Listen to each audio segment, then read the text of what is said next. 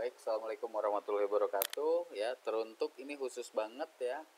Saya merekam video materi ini ya untuk kelas A dan kelas B ya.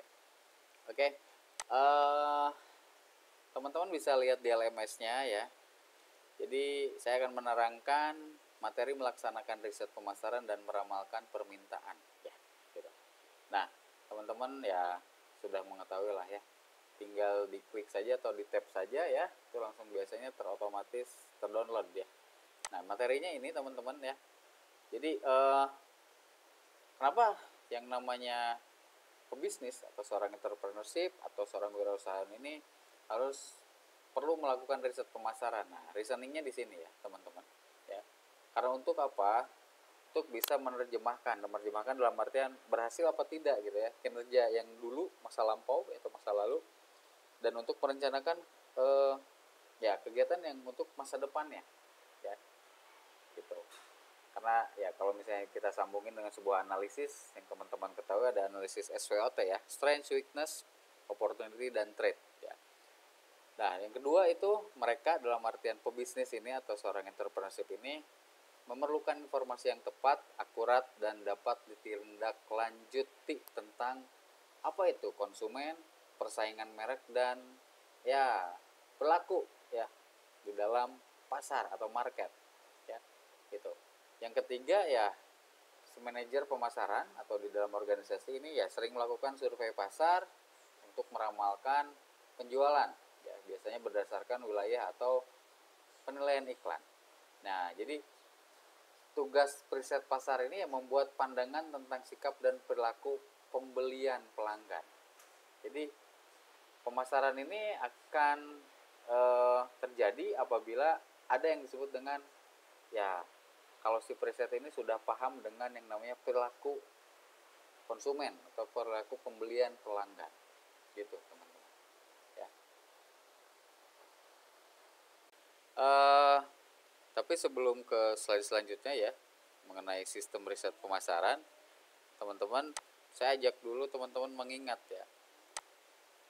Di sini ada sebuah slide lagi ya, itu pengantar di bab 4 ini. Jadi kenapa kita harus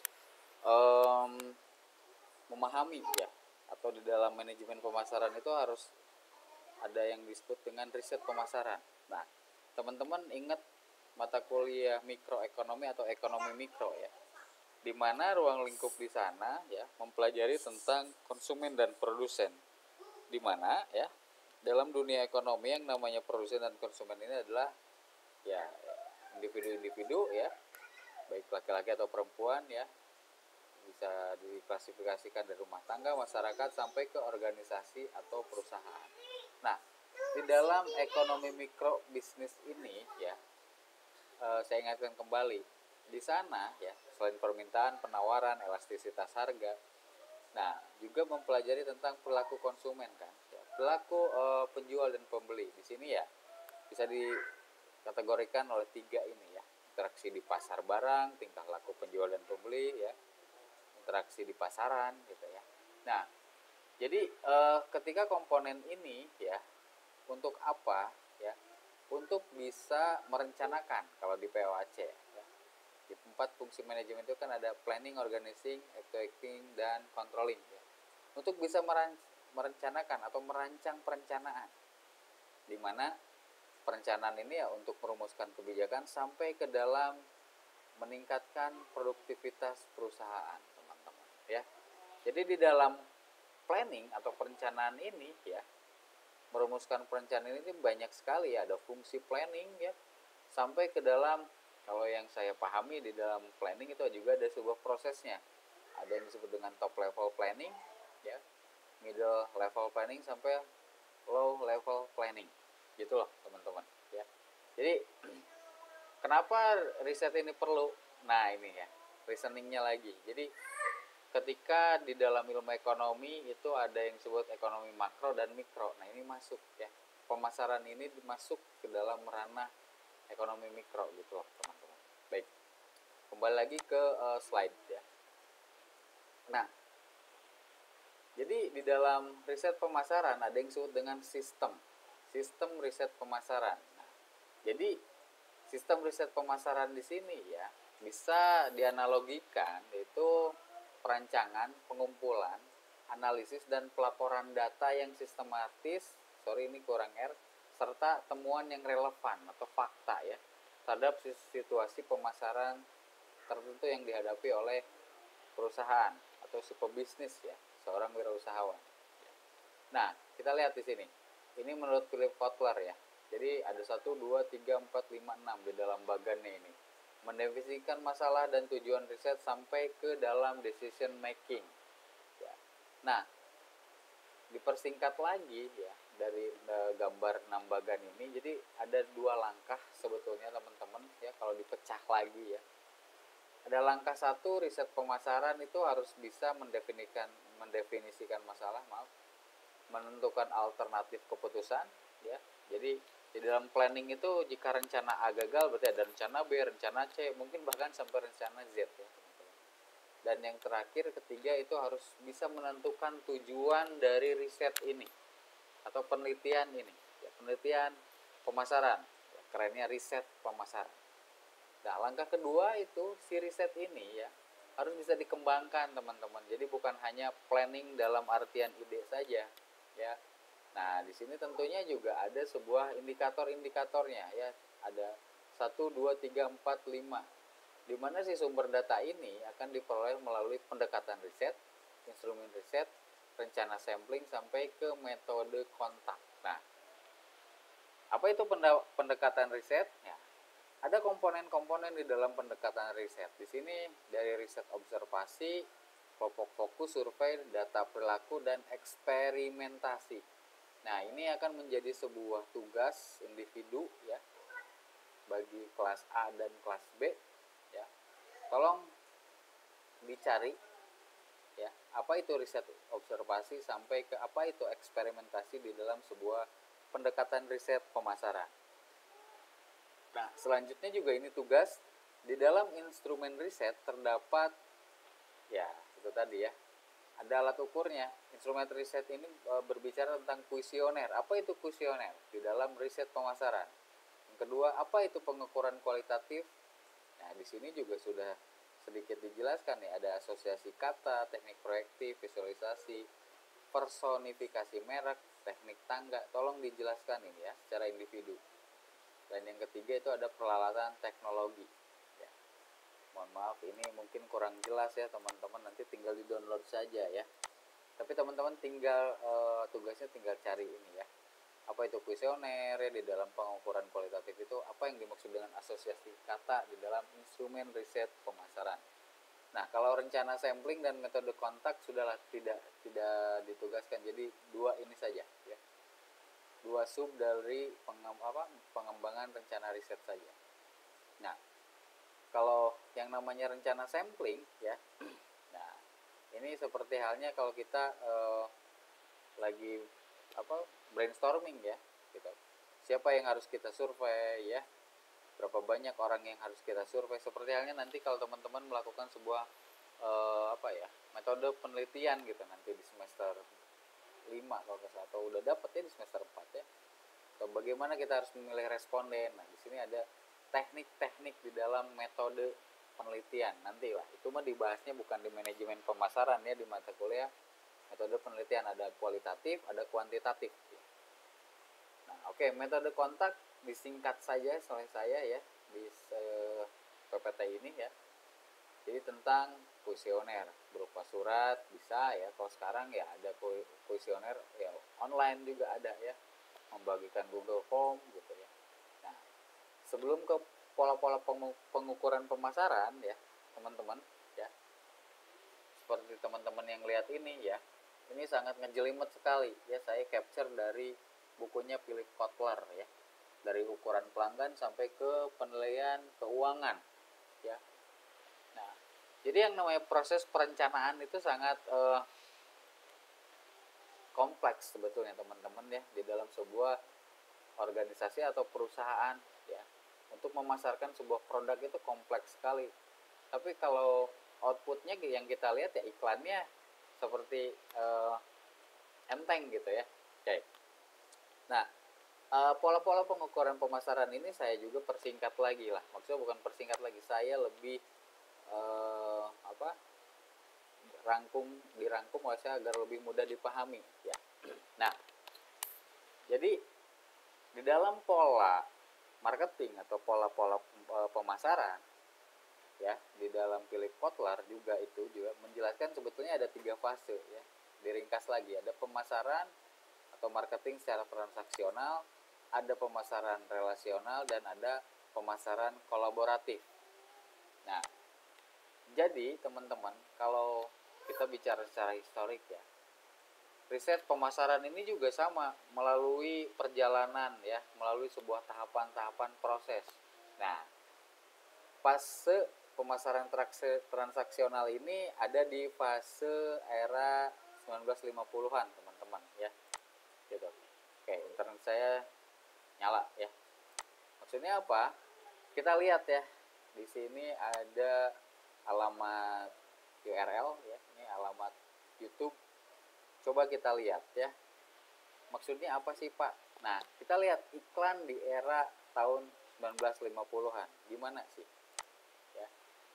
Kita cari YouTube-nya dan nanti teman-teman lihat ya. Di sini mudah-mudahan jaringannya ini benar lancar. Oke, kita lihat ya secara singkat aja lah.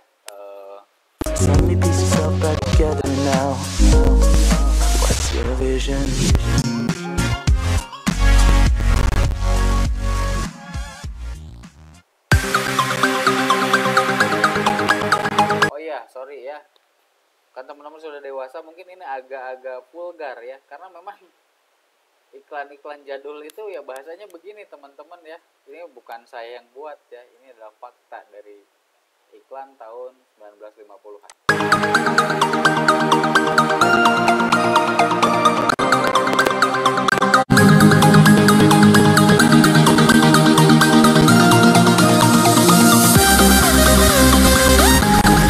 Pernahkah kamu membayangkan produk celana dalam alias sempak bermerek Sempak Firaun? Nyatanya, produk ini memang pernah diperjualbelikan. Salah satunya bisa dilihat dari iklan yang pernah dibuat pada zaman dahulu alias jadul.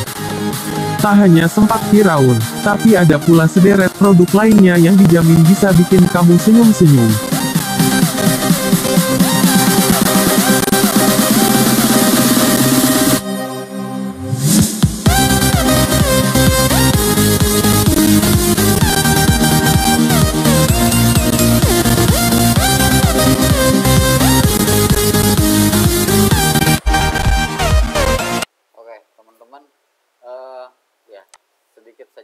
sebentar saja ya. Nah, teman-teman bisa lihat ya betapa vulgarnya kata-kata itu gitu ya. Jadi memang hanya transaksional dalam artian ya, kalau konsepsi bisnis sederhananya modal seminimal mungkin, keuntungan sebesar-besarnya, mungkin seperti gitu ya. Jadi menganggap bahwa konsumen ini pasif ya, seperti halnya ya mungkin benda mati gitu, tidak punya perasaan, tidak ya, bagaimana cara membangkitkan gairah hanya dengan kata-kata gitu aja kan, jadinya ya bikin senyum-senyum juga bener ya gitu ya, apa yang ditulis oleh youtubernya tadi. Oke, kalau jelasnya ya ini alamatnya ya teman-teman, atau enggak tadi tinggal cari iklan di era 50-an. Selanjutnya ada pemasaran relasional. Nah, pemasaran relasional di sini agak gitu ya bahasanya kalau dari saya, agak memandang bahwa nilai ya yang dirasakan oleh atau pemahaman kepada konsumen ini ya harus ada relasinya, gitu, harus ada hubungannya ya. Nah, di sini teman-teman bisa baca ya. Jadi bukan menganggap lagi yang namanya konsumen ini pasif tadi ya. Nah, makanya kalau iklan jadul memang secara teknologi juga belum terlalu berkembang ya, audio visual ya. Masih visual aja mungkin tadi ya, gambar-gambar. Tapi kalau secara di era 80-an ini pemasaran relasional, sekarang di 80-an ini sudah ya teknologi juga berkembang. Jadi ya ini tadi. Jadi yang namanya iklannya juga harus membentuk sebuah hubungan gitu. Mari kita lihat lagi ya. Iklan apa aja yang ada di tahun 80-an ya. Oke, sorry. Lihat ya. Mudah-mudahan ini juga lancar ya. Halo, gue Mansan, gue adalah full-time content creator dan streamer Valorant di YouTube.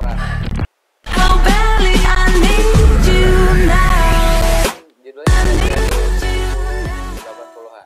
Bikin senyum. Coba kita lihat bener gak bikin senyum-senyum.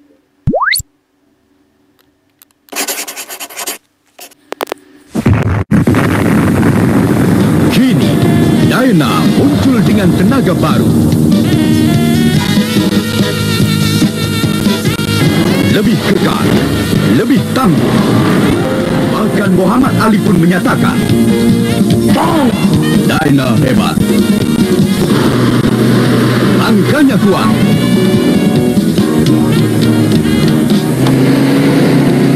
Gesit dan lincah.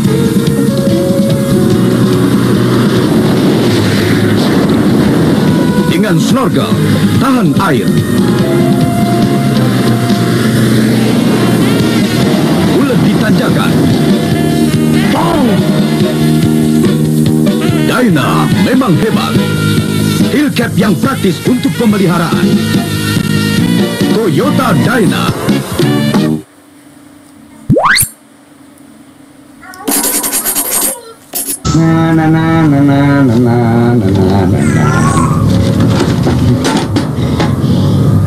Banyak loh orang datang ke toko saya minta nasihat. Nih, saya bilang. Aduh, anak saya luka. Gampang. Pakai saja Handy Plus. Oh iya, Mau yang biasa apa yang jumbo? ada dua toh. Cuma Handy Plus yang punya dua ukuran. Yang jumbo untuk luka yang tidak bisa ditutup dengan plester biasa. Ma, jumbo. Iya, saya beli dua-duanya. Handy Plus lentur dan melindungi di semua situasi. Aduh Pak, saya minta tolong mau beli Handy Plus. Apa? Biasa atau yang jumbo? Sahabat luka Anda, Handy Plus.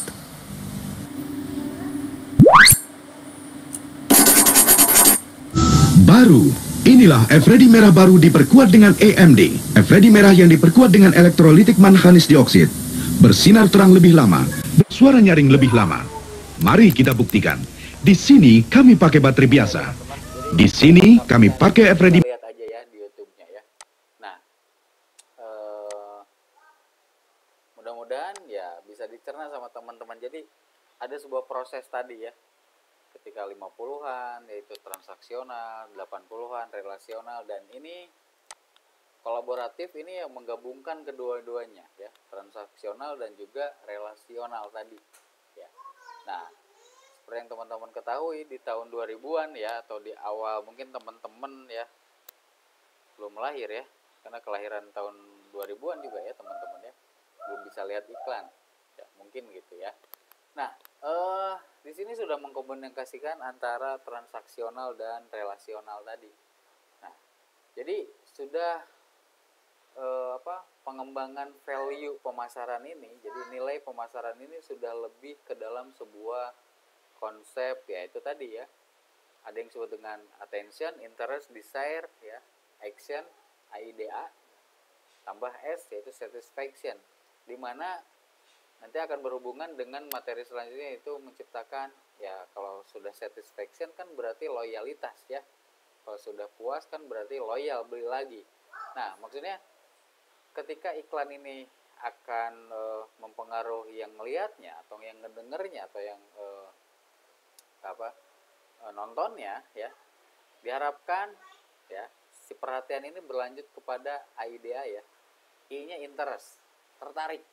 Sesudah interest ya bisa membangkitkan gairah atau membangkitkan rasa ingin memiliki atau beli. Maka dari itu A-nya lagi yaitu action.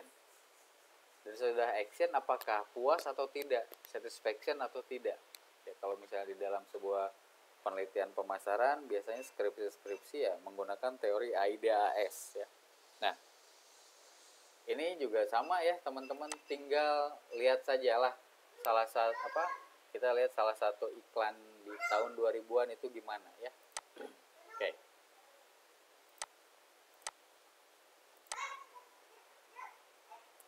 Mudah-mudahan juga jaringannya nggak nge-lag gini. Kita lagi hujan ya di Bandung Timur ini.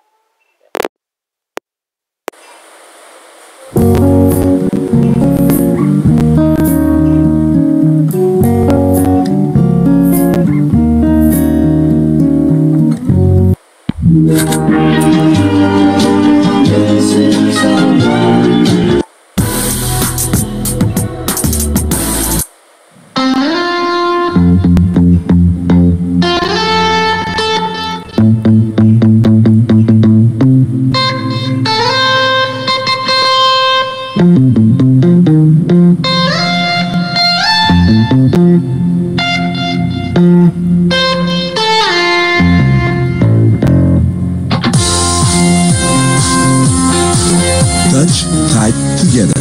Kreasi tanpa batas bersama BlackBerry. Musik yang beda dari Rasain sensasi musik yang beda dari Nokia 5300. Nikmati Air album Justin Timberlake.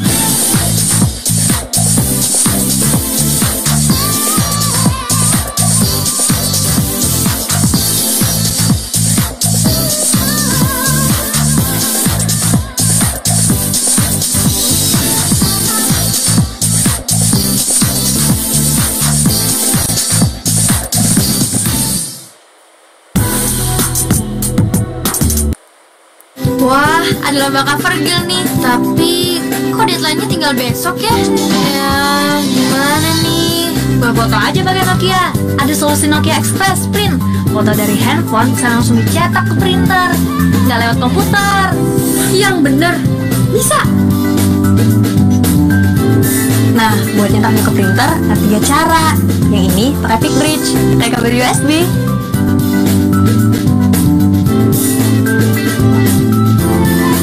Yang ini pakai Bluetooth.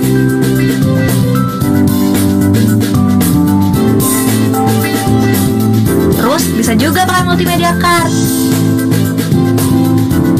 Nih, lihat hasilnya. Bagus banget kan? Wah, seru ya.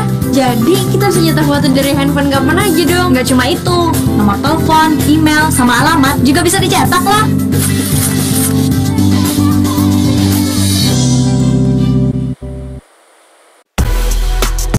Oke teman-teman, cukup ya.